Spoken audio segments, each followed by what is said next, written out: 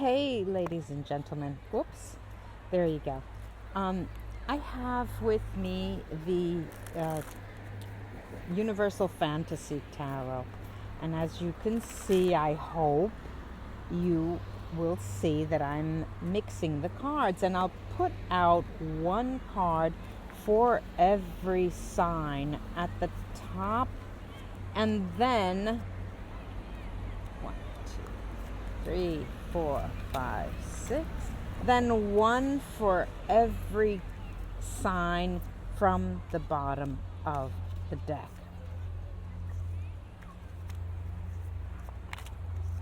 Then I'll tell you where I am. You need to put earphones on for this reading. You'll get a 3D sound to this. All right, let me show you where I am. Okay, I'm outside of Rome, about 45 minutes outside of Rome, in a place called Santa Marinella. The water's beautiful. It's the end of the season, very warm. And I've got here the reading for the Universal Tarot of the Fantasy Tarot. This is a full moon reading, ladies and gentlemen. The full moon reading, and it is the second half of September, from the 15th to the 30th. Now, the full moon in Pisces has been very heavy, very difficult. I'm sure you've felt it. Emotional. It's an emotional moon. When you least expect it, things will come up. So let me start with Aries. Aries, I've got here, as you can see, the Queen of Coins and the Queen of Cups. All right, we've got a situation, Aries, that shows you that you are treading very, very lightly. You're walking very carefully. You are very grounded on the one sense, but your emotions are not stable. Every day is different. You watch a movie, you start crying, Aries, ladies and gentlemen. And what I see here is that this full moon and the second half of the month are going to teach you what is important in your life. What are the most important aspects in your life? Who the most important people are in your lives. All right, then I have Taurus. Taurus, I've got the 9 of Coins. I do hope this is... All right, there you go. Let me show you the other two cards that were for Aries. It was the Queen of Cups and the Queen of Coins. All right, that was over. Now, the 9 of Coins and the Star card. Taurus, you are graced. It seems to be there's a moment of grace for you. Because whereas Aries emotionally feels disoriented, here I see you as being emotionally abundant and guided. You know where you are going. You know who you love. You know who you don't love. You know what triggers will set off a series of emotions for you, and you don't want to go there. Now I have for Gemini, I've got the Queen of Coins and the Death card. Underneath the deck, I'm going to take another card, which is the 7 of Cups. All right, shall we say it? Gemini, all right, let's say that you are a bit confused. You're confused. You thought you had your feet on the ground. And then, all of a sudden, something occurred.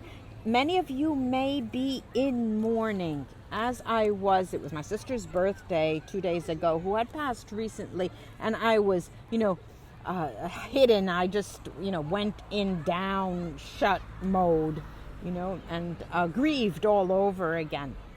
This is what I'm feeling about people who have long gone from your life. But I have to say, for many of you, there are no grievances. For many of you, you know that this is a moment when you are starting again, except you're misguided. You don't know exactly where you are going. All right, now I've got the Eight of Wands for Gemini, Eight of Wands, and the Knight of Coins. The Eight of Wands and the Knight of Coins.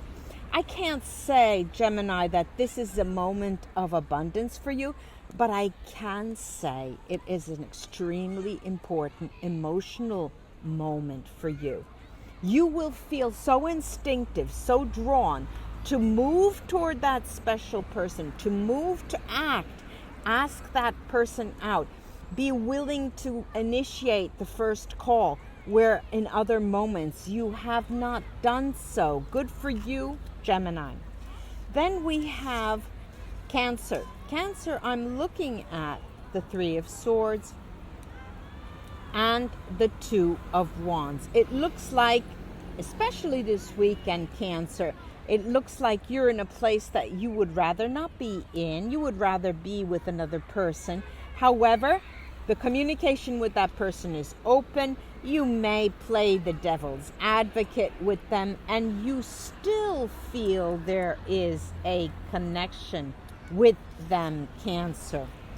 Now let's go to Leo. Leo, look, we've got two major arcana. We've got the Fool, and we've got the Wheel.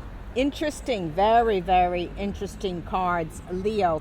It looks like you are on a roll. I'm going to take another card from under the deck, which is the Two of Swords. It looks like you can afford, Leo, to be an antagonist with a person that you're very interested in. No worries at all.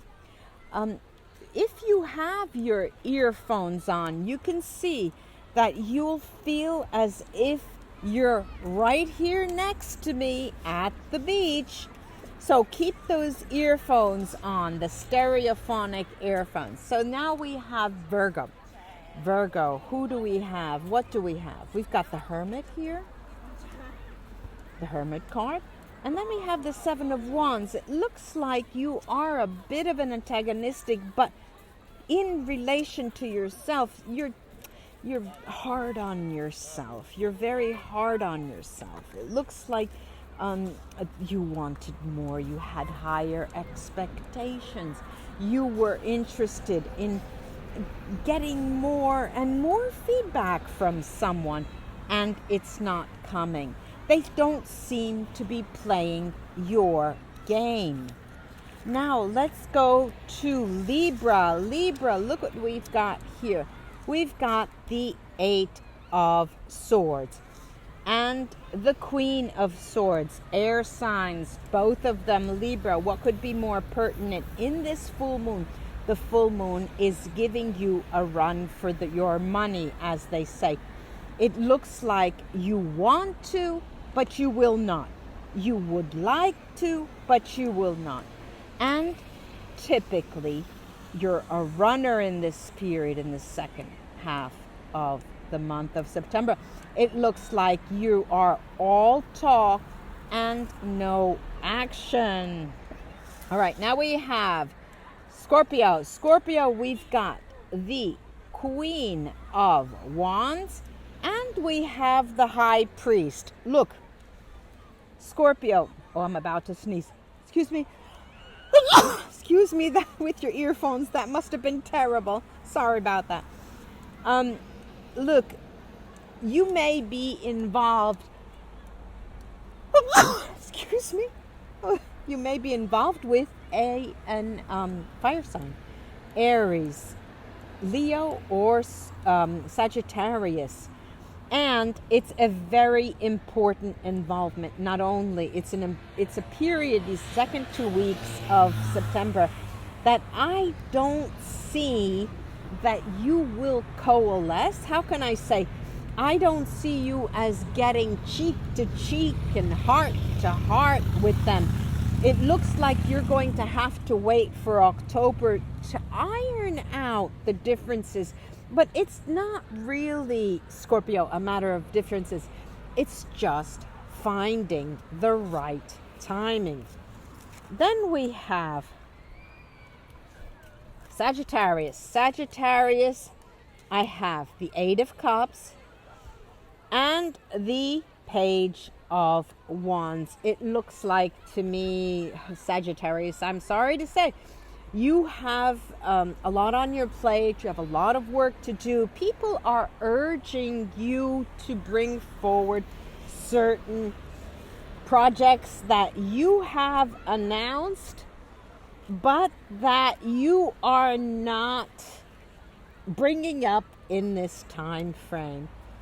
And added to this, it looks like you're going to be given some information from the upper echelons of management in terms of new projects that you have to take care of. I hope you don't work too much. I just hope you don't work too much.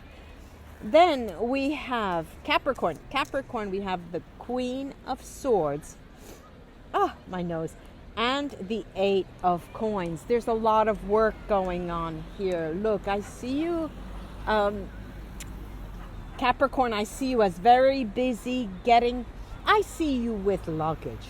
It looks like to me you are leaving by this Eight of Swords, and it looks like you're working very hard to get rid of things or sell things or trying to slim down your material goods and make it possible for you to leave quickly. It looks like you're on the move, Capricorn. Now, from Capricorn, we have Aquarius. Aquarius, we have the Five of Swords and the Four of Swords. Now, typically the Five of Swords, I have to say, look, Aquarius, there are some regrets here, but the regrets date back. They date back to a year ago, a year and a half ago. You say to yourself, I should have dealt with this in a different way. I should have been more aware of that person's sensitivity or even sensibilities. And it will take time if, and only if, you're interested in getting back to that person. It will take time for you to get back to and with them. Here we have Dulcis in Fundo. I have the Five of Coins for Pisces. Pisces, the Five of Coins, and the Empress. Now, you know I don't read reversals, and all of the cards have a reversed meaning within their context. This is my take. So all of you tarot readers can flag me, can flame me, but this is the way I read. I'm looking here not at poverty as the typical meaning for the Five of Coins, but united with the Three of the major arcana, the Empress. I'm seeing this as a lack of creativity right when you need it the most, ladies and gentlemen, Pisces friends. What is the most important thing for you to know from the bottom of the deck? From the bottom of the deck, since it's a Pisces moon, what is the most important thing for you to know? The most important thing for you to know is that this is the High Priestess, you cannot know everything. And the Three of Coins, where this is one step, Pisces, before you arise from your ashes. This is a very propitious moment for you, Pisces, where you are ready to come out of your cocoon.